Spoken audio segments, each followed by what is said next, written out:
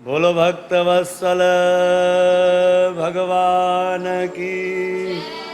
ग्रंथराज श्रीमत भागवत भगवान की। श्रीमद् भागवत ज्ञान यज्ञ। आइए दूसरे दिन की कथा को आरंभ करते हैं गुरु और कृष्ण के चरणों में नमन करते हुए। तो आप सब भक्त जो हैं हाथ बांध कर प्रभु का ध्यान कीजिए। ओम नमो भगवते वासुदेवाय।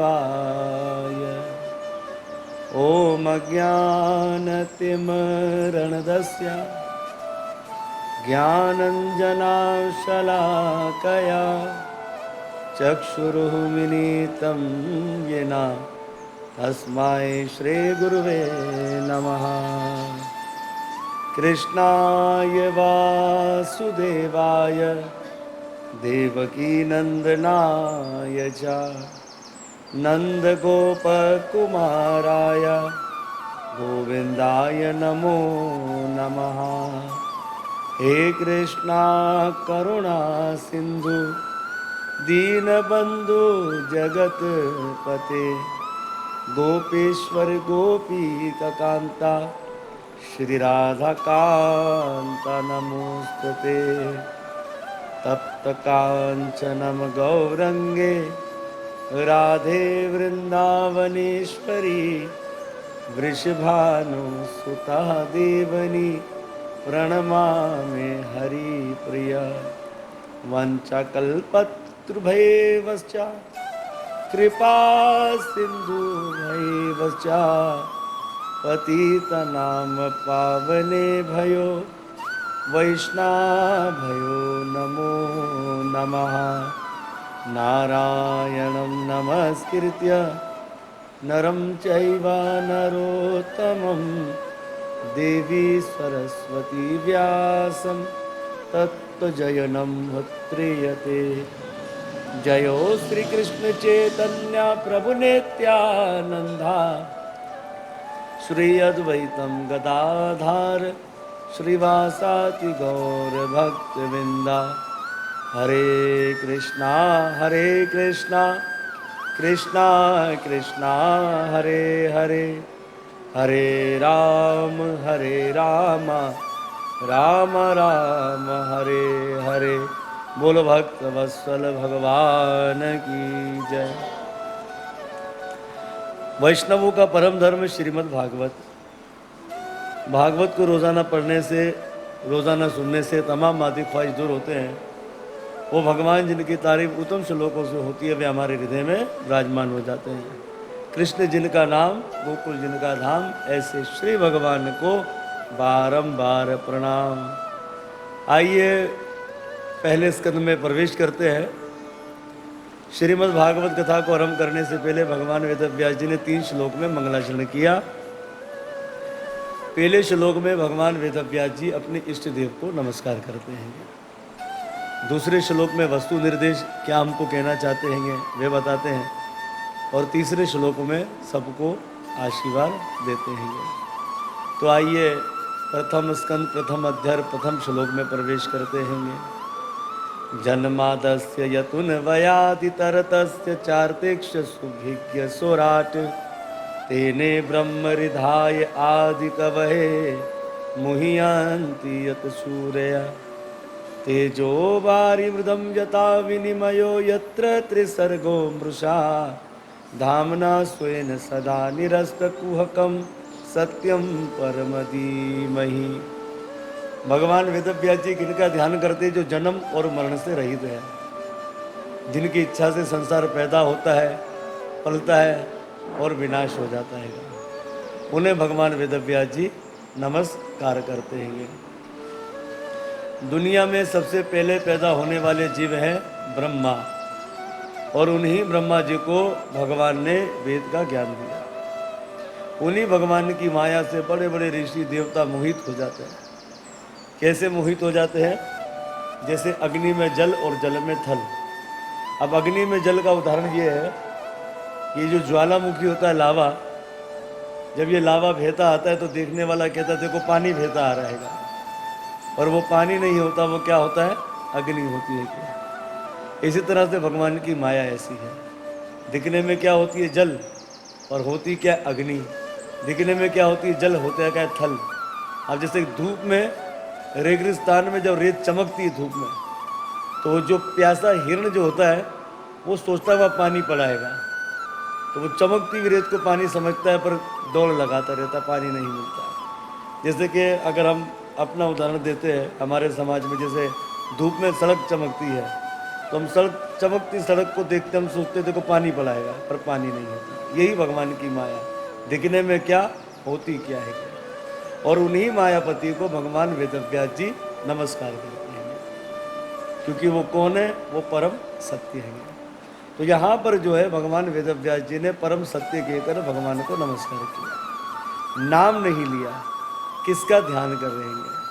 कुछ आचार्यों की ये मत है, इस श्लोक में टीका करते कुछ आचार्य, अगर कहते मैं कृष्ण का ध्यान करता हूँ तो शंकर जी के भक्त कहते ये तो कृष्ण कथा है, हमारा क्या लेना देना।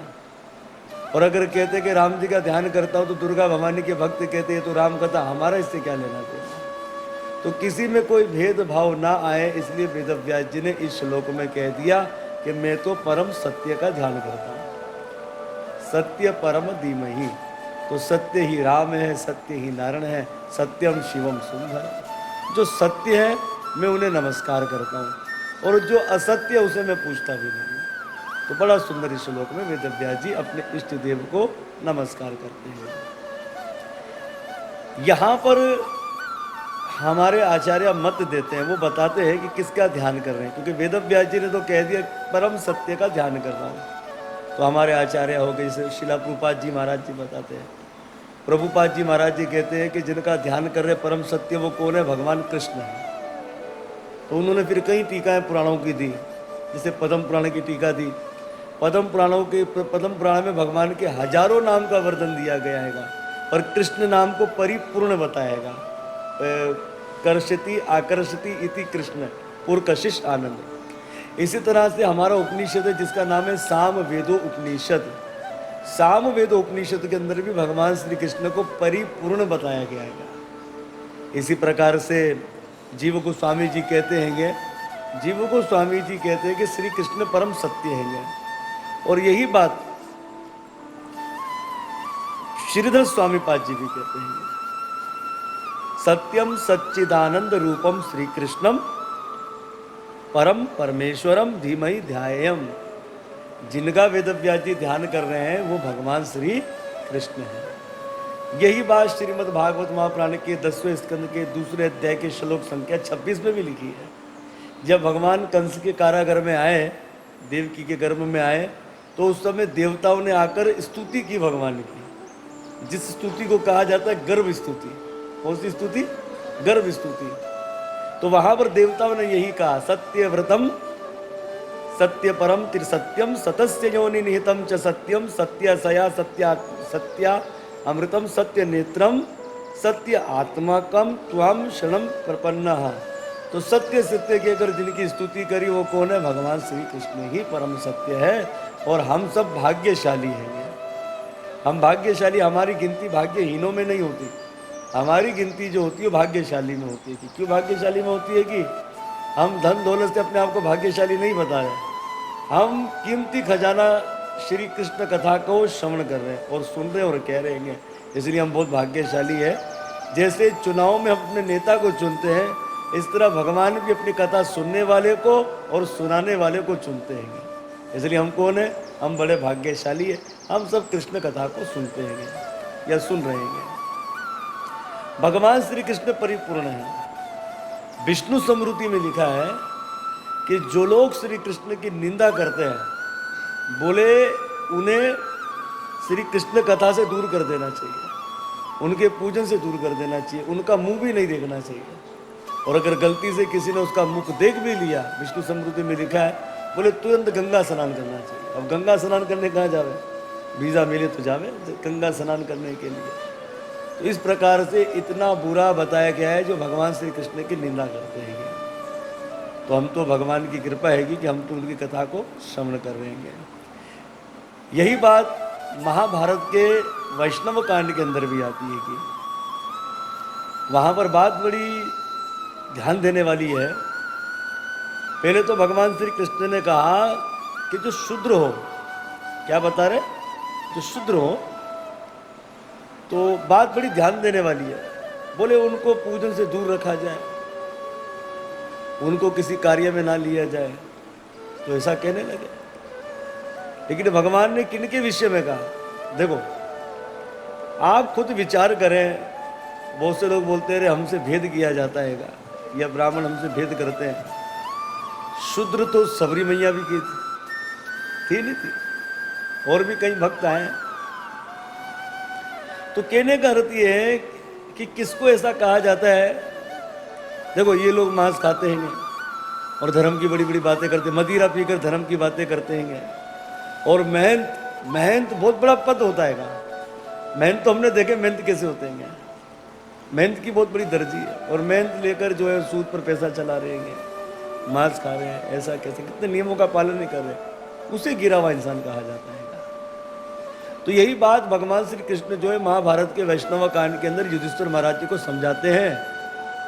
भगवान कृष्ण कहते हैं कि हे युधिष्ठिर, अगर मेरे भक्त का शूद्र जाति में जन्म हो जाए, क्या कह रहे, मेरे भक्त का शूद्र जाति में जन्म हो जाए, और अगर कोई उससे वेर करे, उससे भेद करे, तो मैं उसको नरकों में चक्कर लगाता हूं। तो यहां पर एक तरफ से भगवान शूद्र के विषय में क्या कह रहे, और दूसरी तरफ क्या, उसकी महानता भी बताते। तो भक्त का तो दर्जा ही अलग बताया गया है। जो नियम को पालन करे उसे ऊंच कोटि का ही बताया गया है। और अगर ब्राह्मण भी अगर गिर जाए धर्म से, उसको भी शूद्र कहा जाएगा। तो ये सब जो है बात ये है, ध्यान देने वाली बात है। हमारे धर्म के अंदर कोई भेदभाव नहीं है। हमारे धर्म ग्रंथों ने हमें बहुत सुंदर ढंग से समझाया है, पर समझाने वाले की कमी है। इस तरह से परम सत्य का ध्यान करते हैं। तो कौन है परम सत्य? वो है भगवान श्री कृष्ण, जिनका ध्यान करते हैं। अब दूसरे श्लोक में कहते हैं, धर्म प्रोचितम कैतोत्र परमो निर्मत्सराणाम सताम वेद्यम वास्तवमत्र वस्तु शिवदम तापत्र यो न मूलनम श्रीमद् भागवते महामुनि कृता किम वा परेरीश्वरा सत्यो हृदय वयोत्र धयत्र कृत भी शुश्रूषुभित तक्षणा। धर्म श्री कृष्ण है। इसलिए गीता के 4 अध्याय के 7 श्लोक में भगवान कहते हैं कि यदा यदा ही धर्मस्य। तो धर्म कौन है? भगवान श्री कृष्ण। और परम धर्म कौन है? भगवान की कथा। कथा परम धर्म है। आप भगवान की कथा सुन रहे हो, लेकिन आपको कथा भगवान नहीं सुना रहे, आप उनकी कथा को सुन रहे हो। तो यहाँ पर भगवान की शक्ति का आप अनुभव कीजिए कि भगवान तो अपने धाम में विराजमान है, पर उनकी कथा में कितनी ताकत हैगी। कहते हैं कि भगवान की कथा में इतनी शक्ति है कि लोहे को पिघला दे, इतनी शक्ति। लोहा कौन है? हमारा मन ठोस। हमारा मन जो लोहे की तरह ठोस बताया गया है। तो ये है भगवान श्री कृष्ण की कथा, वो है परम धर्म। तो जहाँ पर धर्म है, जहाँ पर परम धर्म है, वहाँ पर कपट नहीं है।